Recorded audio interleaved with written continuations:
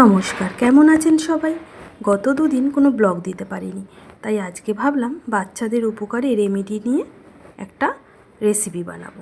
তাই আমি নূপুর আপনাদের সামনে সেই রেসিপি নিয়ে আজকে হাজির। আগের লাইভে যে কথা দিয়েছিলাম সেই কথাই আজকে রাখার পালা। হ্যাঁ, ঠিক ধরেছেন, আজকের রেমেডি থানকুনি পাতা দিয়ে। এই পাতা দিয়েই বানাবো এটি বিশেষ ধরনের উপকারী রেসিপি। এখান থেকে কয়েকটা পাতা আমি বেছে বেছে তুলে নেব। কি সুন্দর দেখুন, চারিদিকে সবুজ হয়ে আছে, আর বৃষ্টির জল পেয়ে এত সুন্দর পাতাগুলো হয়েছে, খুব সুন্দর লাগছে দেখতে। চলুন কটা পাতা এখান থেকে আমি তুলে নিই। যতটুকু লাগবে ততটুকুই আমি তুলে নেব। বেশ ভালোও লাগছে জানেন তুলতে। এর পাশে আর একটা রেমেডির গাছও উঠেছে, পরে আপনাদের সাথে সেটা শেয়ার করব। এখানে আমার এক বাটি পুরো পাতা তোলা হয়ে গেছে। এবার এই পাতাগুলো ভালো করে বেছে নিতে হবে, সুন্দর করে বেছে নেব। কি সুন্দর দেখুন, কত বড় সাইজের, একদম পুরো টাটকা, পুরো গোল গোল। আর এর সাথে যে সবজিগুলো আমি ব্যবহার করব সেটা হলো কাঁচকলা, পেঁপে, গাজর আর একটা ছোট্ট আলু।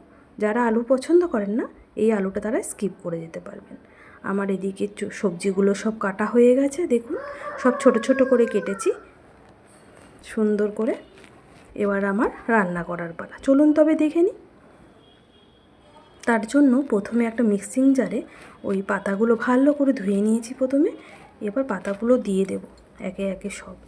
এবার পরিমাণ মতো ওই 1 টেবিল চামচ মতন গোটা জিরে এর সাথে দিয়ে দেবো, আর সাথে দিয়ে দেবো অল্প সামান্য জল। আর এখান থেকে যে পাতাগুলো তুলেছিলাম তার মধ্যে কিছুটা শিকড় উঠে এসছে, ওইটা জলে ভিজিয়ে রেখেছি। পুঁতলে পরে আবার ওর থেকে গাছ হয়ে যাবে। এবার একটা কড়াতে জল গরম করে তার মধ্যে আমি সবজিগুলো একটু ভাপিয়ে নেব। দেখুন আমার সবজি ভাপানো হয়ে গেছে। এবার জলেরটা ছেঁকে নিয়েছি।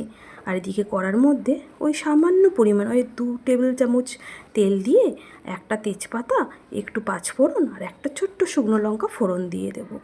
যেসব বাচ্চারা ঝাল খেতে পারে না সেক্ষেত্রে লঙ্কাটা স্কিপ করে যাবেন। এবার এর মধ্যে আমি দিয়ে দেবো মিক্সি জারে পেস্ট করা পাতাটা দিয়ে কিন্তু বেশিক্ষণ নাড়া যাবে না।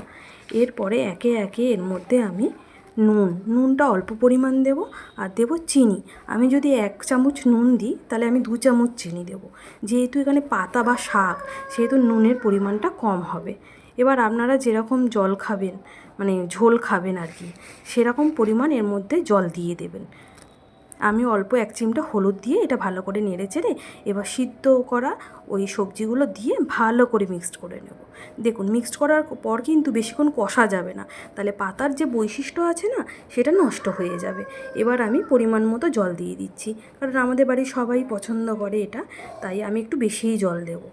আর আপনারা যদি মাখো মাখো খেতে চান তাহলে সেই অনুযায়ী জলটা দিয়ে দেবেন। দেখুন কত সুন্দর সবুজ গাঢ় রঙের একটা কালার এসছে।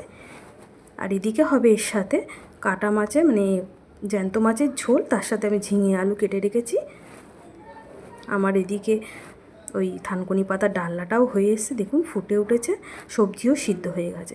এবার এই খুন্তি দিয়ে সবজিগুলোকে একটুখানি ভেঙে ভেঙে করে নেব। সবজি আমার সুন্দরভাবে গলে গেছে, রেডি হয়ে গেছে আমার আজকের আপনাদের বাচ্চাদের জন্য বিশেষ রেসিপি, সেটা হলো থানকুনি পাতার ডালনা। কেমন লাগলো অবশ্যই কমেন্ট করে জানাবেন। আর আমার অনুরোধ রইল, প্রতি সপ্তাহে বাচ্চাদের একবার করে এই রেসিপিটা অবশ্যই ট্রাই করাবেন। তাহলে নিয়মিত যদি এই রেসিপি খাওয়ানো যায় তাহলে পেটের প্রবলেম টাটা বাই বাই। যদি ভালো লাগে অবশ্যই একটি লাইক ও ফলো করে যাবেন। আপনারা সবাই ভালো থাকবেন, সুস্থ থাকবেন। দেখা হচ্ছে আরও একটি নতুন ব্লগে। ধন্যবাদ।